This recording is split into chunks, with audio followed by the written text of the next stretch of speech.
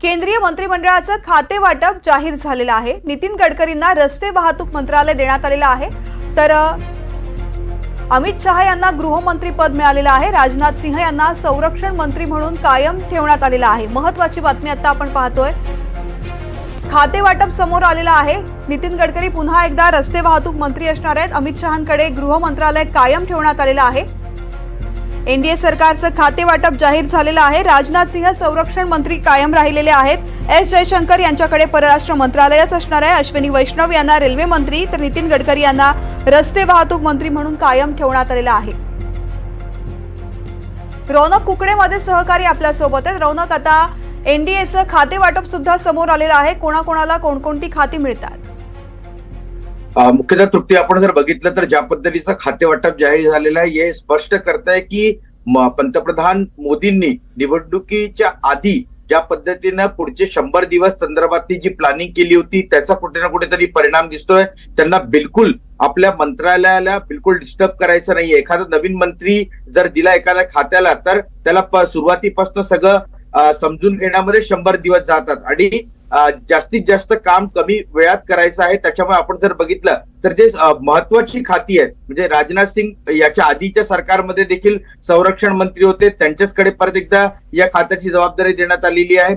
अमित शहा गृहमंत्रीचा पदभार सांभाळत होते, परत एकदा त्यांना गृहमंत्री पद देण्यात आलेलं आहे। नितीन गडकरी, आपल्याला माहिती आहे की ज्या पद्धतीनं गेले 10 वर्षापासून नितीन गडकरींनी पूर्ण देशात ज्या पद्धतीचे रस्ते, चौपदरीकरण असो, एक्सप्रेसवे असतील, फ्लायओव्हर असतील, असे अनेक प्रकारचे रस्ते बांधले। त्याच्यामुळे या खात्याला एक वेगळ्या पद्धतीचा वलय जो आहे तो निर्माण झालेला आहे आणि परत एकदा नितीन गडकरींकडे ही जबाबदारी देण्यात आलेली आहे। काही महत्वाचे अजून पोर्टफोलिओज आहेत जे येणं बाकी आहे। मात्र अजून एक माहिती उपलब्ध झाली आहे की अश्विनी वैष्णव माजी IAS अधिकारी होते, त्याच्या नंतर ते राजकारणात आले आणि गेले 3-4 वर्षापासून त्यांच्याकडे रेल्वेची जबाबदारी आहे।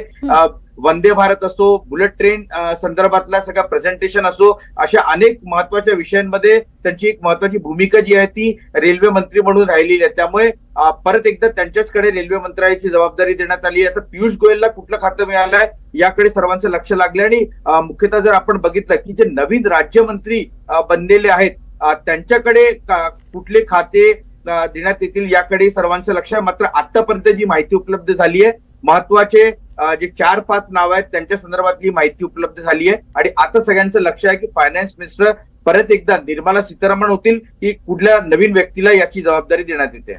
रौनक, एकूणच जर हे खाते वाटप पाहिलं तर सरकारमध्ये सहभागी झालेले जे घटक पक्ष आहेत त्या घटक पक्षांना नेमकी कोणती खाती मिळणार याची उत्सुकता असताना या खाते वाटपाकडे बघून हे सुद्धा लक्षात येते की जी महत्वाची खाती आहेत ती भाजपनं स्वतःकडेच ठेवली आहेत।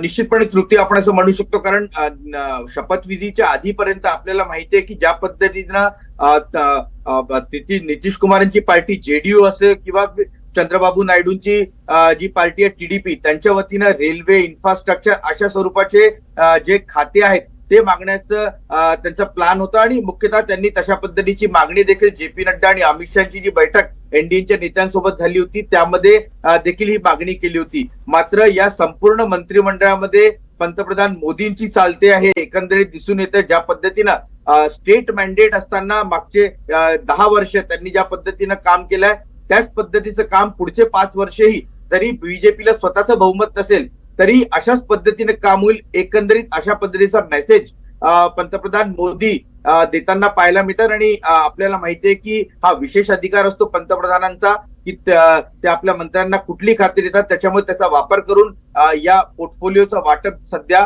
करण्यात येत आहे। निश्चितच एकूणच जो महायुतीचा विजय झालेला होता त्यानंतर जे अंदाज मंत्रिमंडळासंदर्भात खाते वाटपासंदर्भात लावले जात होते त्यावरून हे खाते वाटप पाहून तरी हे स्पष्ट दिसतंय की यामध्ये भाजपचाच वर्चस्व कायम राहणार, हे पुन्हा एकदा पंतप्रधान नरेंद्र मोदी यांनी दाखवून दिलेलं आहे। धन्यवाद रौनक या संपूर्ण सविस्तर माहितीसाठी। तर पंतप्रधान नरेंद्र मोदींच्या नव्या कॅबिनेटची बैठक सुद्धा संध्याकाळी पार पडलेली आहे। या बैठकीमध्ये गरिबांना 3 कोटी घरं देण्याचा निर्णय घेण्यात आलेला आहे। आज सकाळी पंतप्रधान मोदी यांनी पदभार स्वीकारला। सकाळीच पंतप्रधान किसान सन्मान योजनेमधील 9 कोटी 30 लाख लाभार्थींसाठी 20,000 रुपये कोटी जारी करण्यात आलेले आहेत। महत्त्वाचा निर्णय आज गरिबांसाठी आणि शेतकऱ्यांसाठी सुद्धा पहिल्याच बैठकीमध्ये घेण्यात आलेला आहे।